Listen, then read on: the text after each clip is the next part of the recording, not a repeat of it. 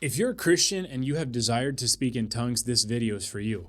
I'm going to give you 3 steps that you can follow to begin. Now, before I give you those 3 steps, maybe you can relate to this testimony. It says, I just want to say I prayed in tongues. Today was a trip. I got frustrated watching all these videos about speaking in tongues and hearing different opinions. This video was the last one I watched. Frustrated, I honestly prayed to God and incorporated that prayer you had about asking to be baptized by the Holy Spirit. I kid you not, after pouring my heart out in prayer, I opened my mouth in faith, praying in syllables, and I'm not lying. God filled my mouth with a language. I am the biggest overthinker, and I just let go and trusted, and it just kept going. My mind was clear when I was doing it. I was not thinking of the next word to say at all. I've been trying since I was a kid. I thought it would never happen to me. I'm in awe. Maybe you can relate to that.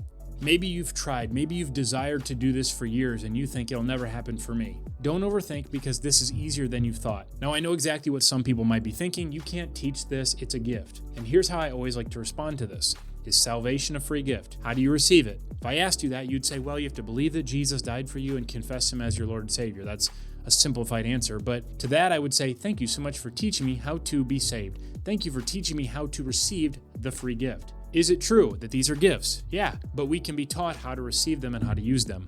So 3 steps to begin praying in tongues. Number 1, you have to be right with God. You have to be a Christian who has asked Jesus to be your Savior. When we call upon the name of Jesus, we are acknowledging that he died and rose again for us, and we are then in right relationship with God. When we do that, we become a child of God. We're now righteous, made right with God, and we are going to heaven. I don't believe that you have to speak in tongues to be saved or to go to heaven. I mean, just stop for a moment and think about the thief on the cross next to Jesus. Jesus looked at him and said, hey, today you'll be with me in paradise. I don't see Jesus saying, hey, hold on, guy.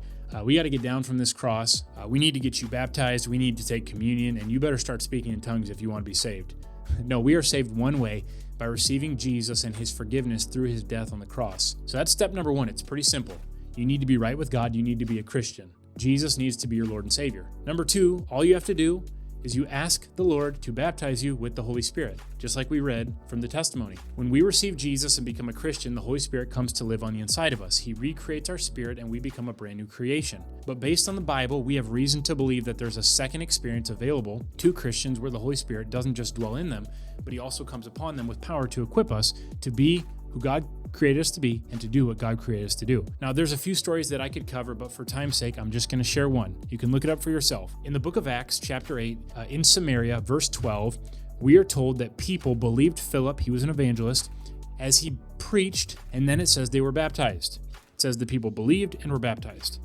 Were they saved? Well, according to Jesus, Mark 16:16, he said, if you believe and are baptized, you will be saved. So we have to assume these people in Samaria, they are saved. They are Christians. But 2 verses later, it says Peter and John came to them after they heard that they received Christ, and it says they wanted to pray for them that the Holy Spirit would fall upon them. You see, even Peter and John didn't assume that when these new believers received Christ, that they had everything, that they had all of the Holy Spirit they would ever get. They made sure that the Holy Spirit fell upon them. I believe when you're born again, the Holy Spirit comes in you, makes you a new creation, but there's a second experience that you can access where the Holy Spirit comes upon you.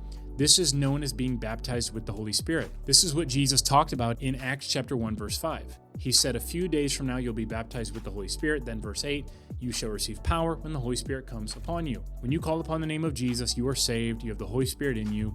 And we see even the early disciples believed that a second experience could happen when the Holy Spirit comes upon your life with power after salvation. And over, the pattern in the book of Acts is that when this happens, people are given the ability to speak with tongues. Acts 2:4, Acts 10:45, and Acts 19. Look them up for yourselves. The Holy Spirit came upon people and they spoke with tongues. So step 2 is, again, you ask the Lord to baptize you with the Holy Spirit. And Luke 11 says if you ask for the Holy Spirit, your Heavenly Father will give him. So ask. So before we move on to step number 3, let's do the second step together. Sound fair? Just pray this with me. Pray it sincerely out of your heart. Maybe you want to close your eyes. Maybe you want to go into a quiet room. Say this. Say, Heavenly Father, I come to you in the name of Jesus. I believe that Jesus died and rose again for me. Today, I am coming to you and I'm asking Jesus to baptize me with the Holy Spirit. I would like the ability, I would like the gift to be able to pray in tongues, to pray out divine mysteries, to edify and encourage myself, as Paul said in 1 Corinthians 14:4. Now God, you said in Luke chapter 11, that if we would ask for the Holy Spirit, you would give it to me. So I ask right now. I believe I receive it now. I thank you for giving it to me.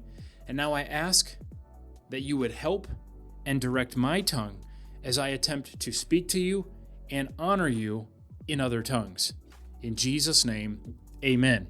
Now just take a big deep breath. And there you go. No big fancy long prayer. No religious hoops to jump through. God said if you ask, he would give it. And after you do that, step 3, it's really easy. Don't overthink it. Ready? You just do it. You just speak in tongues. If I handed you a glass of water and said, drink it, you would just do it. You have to stay out of your own head here. Remember our testimony earlier. She said she was a huge overthinker, and I was as well. You have to stay out of your head. Your head's going to tell you that you're crazy, and I know because I was there. For me, I struggled with this for weeks, maybe months. I don't know. It's been years now. But I sat in bed, and I opened my mouth, and I went, like waiting for God to make me do it. I was expecting God to do it for me, but guess what? God won't do it for you. You have to make yourself speak by faith. And I remember one night I sat in the bed and I sat there and I said, okay, ka, ti, la, so, bi. And I remember in my head, I go, this is stupid. This is not it. Well, I just kept doing it by faith. And the more I did it, the better I got. And just like some other gifts, you get better at preaching by preaching. You get better at giving by giving. Some people, this happens right away and they flow with it. Other people, they get in their head like I did and they struggle. Just go into a private room, lay across the bed, ask the Lord to help, and just do it. Pray to God out of your spirit, not out of your mind. Don't use English. Start with syllables that aren't in English. You got to do it by faith. I did it by faith. Ke, ta, la, ba, ti. Give God something to work with, and then expect the Holy Spirit to be there to help you. You have to open your mouth and expect the Lord is going to help you. So quickly, I wanted to pray for you. Is that okay? Lord, I ask that you'd help every person that's listening to this video right now or watching. Holy Spirit, guide their tongue. Make this really easy for them. Help them to not lean to their own understanding, but to release their tongue and to trust that the Holy Spirit is helping them do this. Lord, guide my tongue as I pray for them right now.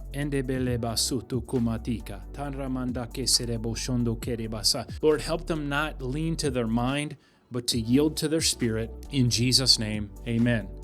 You can do this. Don't overthink it. Just quiet yourself and just do it by faith. And even if your mind is screaming at you that this is dumb, this isn't doing anything, just like a little baby when they start walking and they might fall, just by faith, do it. And believe that God is looking down on you in heaven, pleased with you. No parent looks at their child who's trying to walk and sees their child fall and goes, you stupid. No, when God sees you trying to exercise faith and sees you trying to do this, he's going to be right there to hold you by the hand. Just go for it. And when this works for you, because I believe it will, share your testimony below. Because when God does it for you, it encourages other people that he'll do it for them. And if you're curious to hear about the benefits of speaking in tongues, what actually happens when you do it, how does it benefit your life, click this video right here. I'll see you in the next video. Bye.